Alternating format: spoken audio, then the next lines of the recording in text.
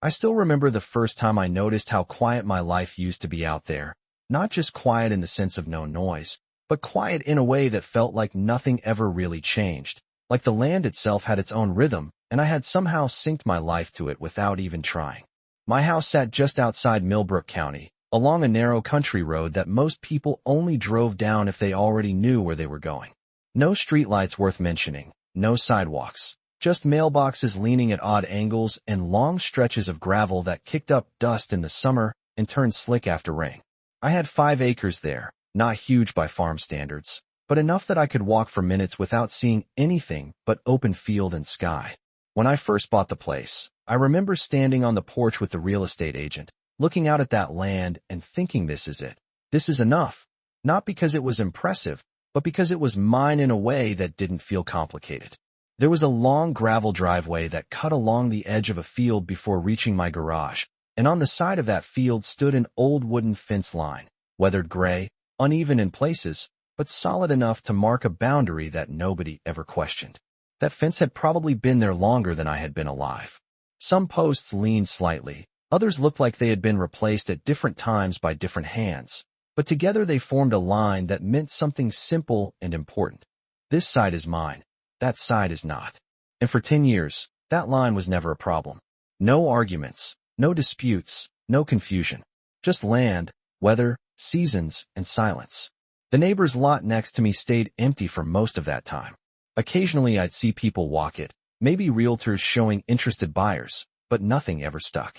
It was just one of those pieces of land that existed in potential more than reality. I got used to ignoring it. In a place like that, you learn not to pay attention to what might happen and just focus on what actually is. Then one year, that changed. It started with sound before sight. Early mornings where I'd step outside with coffee and hear something in the distance that didn't belong there. Low rumbling engines, heavy and slow, the kind that vibrate through the ground before you even see them. At first I thought maybe it was road work further down the highway, but then it got closer, more frequent, more organized. Within days, the empty lot next door wasn't empty anymore. Survey stakes appeared first, thin wooden markers with bright tape fluttering in the wind, mapping out invisible lines across the field. Then came the trucks, big ones, construction vehicles that made the ground feel smaller just by being on it. Bulldozers rolled in like they owned gravity itself. Excavators started tearing into the soil, and crews in high-visibility vests moved across the land with clipboards and radios, constantly pointing, adjusting, recalculating. It felt like watching a quiet space being rewritten in real time. That's when I learned the name of the man behind it. Marcus Hale. He was a developer from outside the county, someone with a reputation that followed him into conversations even when he wasn't present. People at the hardware store mentioned him like a weather system, not good or bad, just powerful and inevitable. He gets things built, one guy said. Another just shrugged and said, doesn't like delays. At first, I honestly didn't care. I've never been the type to get worked up about what someone else does with their property. Out there, the unspoken rule is simple. You stay on your land, I stay on mine, and everybody gets to live their own life.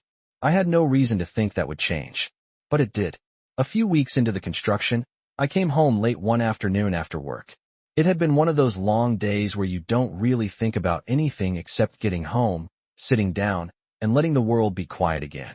I pulled into my driveway, noticed the usual dust from the construction next door, and almost kept walking inside without paying attention. Almost. Something made me stop. The fence along the edge of my field looked off. At first, it was subtle. Cleaner lines. Fresh wood. New posts where there hadn't been new posts before. I remember squinting, trying to convince myself it was just maintenance, maybe someone fixing old damage. But the longer I looked, the more that explanation stopped working.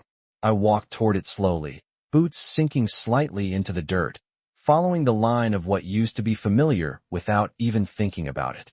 And that's when I saw it clearly enough that my stomach dropped a little. The fence wasn't just replaced. It had been moved. Not a foot, not a few inches. 8 feet into my field. At first my brain tried to reject it. That kind of thing doesn't just happen quietly. You don't wake up one day and lose part of your property without a fight, without notice, without something. But there it was, a clean, straight, new fence line cutting into land that I had walked for 10 years. I stood there longer than I should have, just looking at it, trying to make the math in my head match reality. The next morning, I went straight to the construction site office. It was a temporary trailer near the entrance, surrounded by gravel and machinery, like the center of a moving machine that didn't plan to stop anytime soon. Marcus was there. I remember that clearly. He wasn't pacing or stressed or distracted. He was standing over blueprints with someone, talking like everything around him was already settled. When I approached, he looked up, not surprised, just mildly interrupted. I told him the fence on my property had been moved 8 feet into my land. He didn't even hesitate. His survey team had measured the boundary, he said, and according to their data, the line was correct. I told him that fence had been in the same place for decades, long before either of us got involved. He gave a small shrug, almost casual, like the age of the fence didn't matter in the face of modern measurement. Surveys change things, he said, like that was the end of it. Then he added, if I didn't agree, I could talk to a lawyer. That moment didn't feel loud. It didn't feel dramatic. But something about it stuck with me. Not because he raised his voice, but because he didn't need to. He spoke like the decision had already been made somewhere else, and I was just being informed.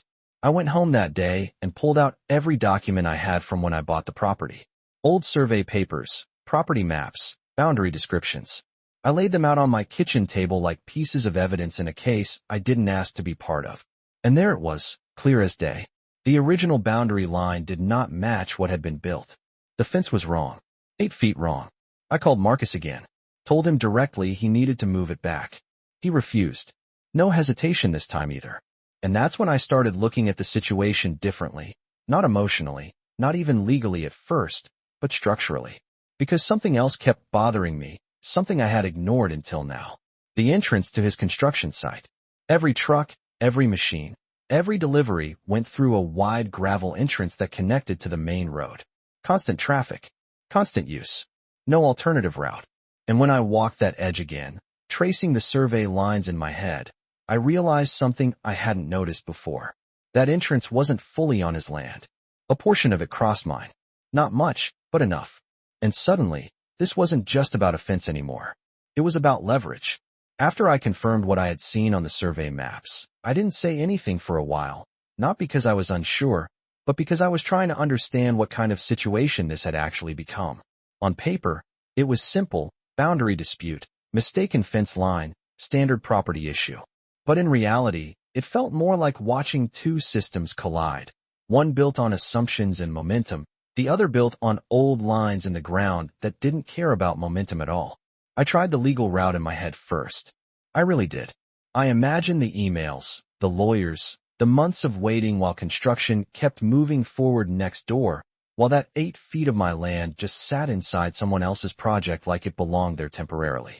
And something about that idea bothered me more than I expected. Not anger. Exactly. More like a refusal to accept that losing control of something so basic should take that long to correct. So instead, I started paying attention. Not in a dramatic way, just observing. I would come home, park the truck, and instead of going straight inside, I'd stand near the edge of my porch and watch the site next door like you'd watch weather forming on the horizon. Construction sites have rhythm when you pay attention to them. Trucks don't just appear randomly, they come in cycles. Morning deliveries, midday activity spikes, then slower movement in the afternoon. It's chaotic, but it's structured chaos. And the more I watched, the more one thing stood out. The entrance. It wasn't just an entrance. It was the system's heartbeat. Everything went through it. Materials, workers, equipment, everything that kept Marcus Hale's entire project alive depended on that single access point. Wide gravel, reinforced edges, constantly used, constantly necessary. And it sat right along the edge of where my property line ran. That realization didn't feel like a sudden idea, more like something slowly becoming visible the longer I stared at it. Like it had always been there, but I hadn't had a reason to see it clearly before. That night, I went back to my original survey documents again. I didn't rush it. I laid them out, checked distances, walked the property line physically the next morning just to match paper to ground. I even stood at the edge where the gravel entrance met the road and tried to visualize how the survey line cut through it. And it was consistent. Too consistent. A portion of that entrance, just enough to matter, crossed into my land. I didn't feel excited when I realized it. If anything, I felt a little uneasy, because I knew that once you understand leverage in a situation like this, you can't really pretend you don't see it anymore. It changes how everything looks. That weekend, I went into town and bought 2 heavy wooden posts. Not decorative, not symbolic, just functional, thick enough to stand their ground. I brought them back and walked out to the exact point where the survey line crossed the entrance. I measured again. Then I set the posts into the ground right on the line. After that, I attached a thick steel chain between them. It wasn't dramatic. I didn't block the entire road. I didn't try to shut anything down completely. I only closed the portion that crossed my land. Everything else remained open. If his truck stayed on his side, nothing changed. If they crossed onto mine, they would stop. That was it.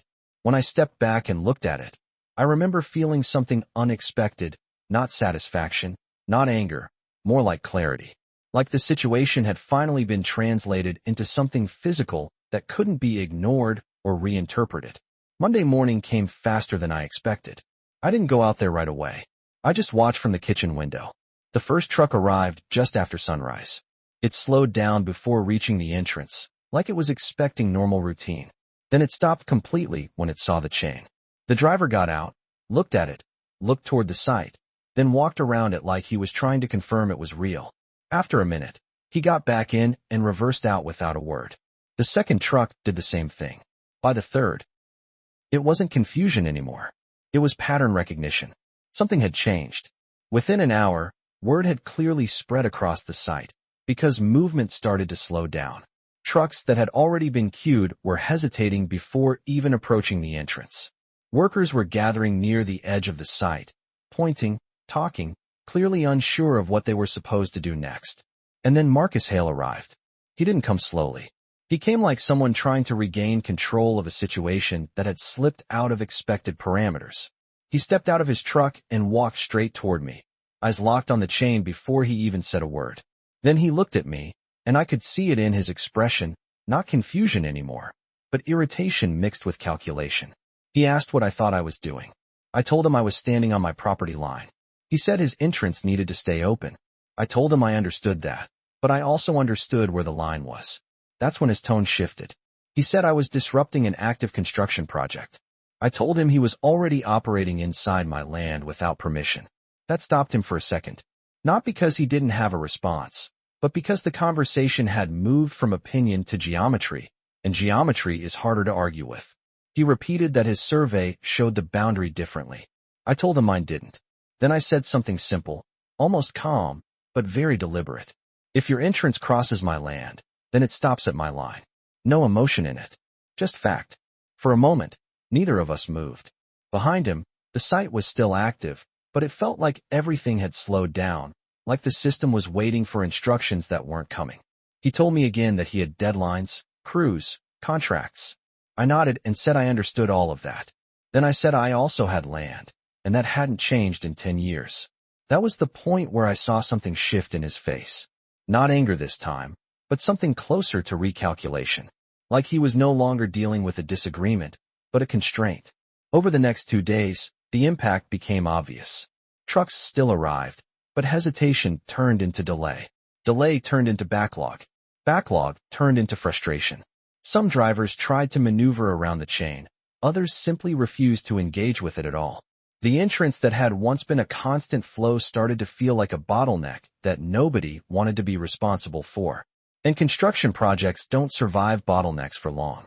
By the second day, Marcus stopped showing up like he was trying to intimidate me. When he came by again, he looked tired. Not physically exhausted, but mentally weighed down, like he had expected this to be a quick correction and instead found himself dealing with something that wouldn't respond to pressure. He didn't threaten me. He asked if we could resolve it reasonably, and I told him we already were. We just hadn't reached the same conclusion yet. That night, the site light stayed on later than usual, but the movement wasn't progress anymore. It was problem solving, and I knew, even before anything changed officially, that the situation had already crossed a point where it couldn't go back to how it started. By the third morning, I could feel it before I even saw it. That strange kind of tension you only get when something big has stopped moving forward but hasn't fully collapsed yet. It's like the whole system is still standing, still trying to pretend everything is normal, but underneath it, every piece knows something is wrong. The construction site next door looked different now. Not destroyed, not shut down, just slowed. Trucks weren't rolling in with the same confidence anymore. Some would approach the entrance, pause longer than they should, then either back away or sit there idling like they were waiting for permission that wasn't coming. Workers were still active, but their movements felt less coordinated, more fragmented, like everyone was working around a problem nobody wanted to name directly. And I'll be honest, I didn't feel triumphant standing there watching it. I just felt steady, like something that had been pushed off balance was slowly returning to where it should have been in the first place. Marcus Hale showed up again that afternoon. But this time, it wasn't the same version of him. He didn't walk fast. He didn't carry that same sharp edge in his posture. He just stepped out of his truck and stood there for a second, looking at the chain, then at the entrance, like he was finally seeing the situation as a whole instead of two separate arguments. When he walked over, he didn't start with accusations. He started with something closer to exhaustion. He said his survey team might have made a mistake. Not a full admission, not a clean correction, just that word, might. Like he was testing how it would sound out loud. I didn't interrupt him. I just let it sit there. Then he said something about needing to review the boundary again, properly this time, with both sides present. That was the first time the conversation didn't feel like a standoff. It felt like a step toward resolution, even if neither of us wanted to call it that yet. I told him I was fine with that, as long as it matched what was already on record when I bought the property. He nodded, but I could tell he was already thinking ahead, not about the argument, but about the cost of the delay, the schedule slipping, crews waiting, materials stacking up. That's the thing about construction projects like that. Time isn't just time, it's money bleeding every hour something is stuck. The next morning, I woke up earlier than usual. Not because I expected anything specific, but because I had that quiet sense that something was about to shift again. When I stepped outside, I noticed activity immediately, but not the kind I had gotten used to over the past few days. No trucks pushing forward. No attempts to force the entrance. Instead, I saw surveyors. Markers, measuring equipment, lines being checked again. Marcus's crew was out there, not building forward, but tracing backward, re-evaluating everything that had been assumed before. And slowly, over the course of the morning, I saw something I didn't expect to see so quickly. The new fence lines started coming down, post by post, wire by wire, carefully removed, like they were undoing something they no longer wanted to defend. I stood near my porch and just watched it happen. No confrontation, no shouting, no dramatic moment where someone admits defeat. Just work reversing itself in real time. And then, by late afternoon, the original line began to reappear. Not rebuilt in a new way, not redesigned, just returned to what it had been before all of this started. 8 feet of my field slowly became mine again, not in theory, not on paper, but physically, visibly, undeniably. I remember walking out there when it was done, standing at the edge where the fence now sat properly aligned with the old posts I had known for years. It didn't feel like winning in the way people usually think about winning. There was no celebration in it. It felt more like something had been corrected that shouldn't have been wrong in the first place. Later that day, I went back to the entrance. The chain was still there, but now it didn't feel like a weapon or a statement. It just felt unnecessary. So I unhooked it, set it aside, and walked back up toward the house without saying anything to anyone. By the next morning, trucks were moving again. Construction resumed like it had never stopped. The noise returned, the rhythm returned, the project continued forward. But something subtle had changed in the atmosphere. Not in the work itself, but in the awareness behind it. Because now there was a line that had been tested, and both sides knew it wasn't just theoretical anymore. A few days later, I saw Marcus drive by slowly. He didn't stop. He didn't wave. He just gave a small nod as he passed my property, the kind of acknowledgement that doesn't need words. I nodded back. That was it. No apology. No conversation. Just understanding that whatever had happened between us had already been settled in the only way it was ever going to be settled. And I've thought about it since then, more than I probably should. Because part of me still wonders what would have happened if I had just gone straight to lawyers from the beginning, stayed completely out of it physically, let it play out the slow way. And another part of me knows that once someone moves your boundary and calls it correct, the problem stops being about paperwork. It becomes about whether you're willing to accept it. So here's what I still can't answer cleanly. Did I defend my property, or did I force a man with more resources than me to respect a line he thought he could redraw? Maybe it's both. Maybe neither. But I do know one thing for sure. After that, nobody looked at that stretch of land the same way again.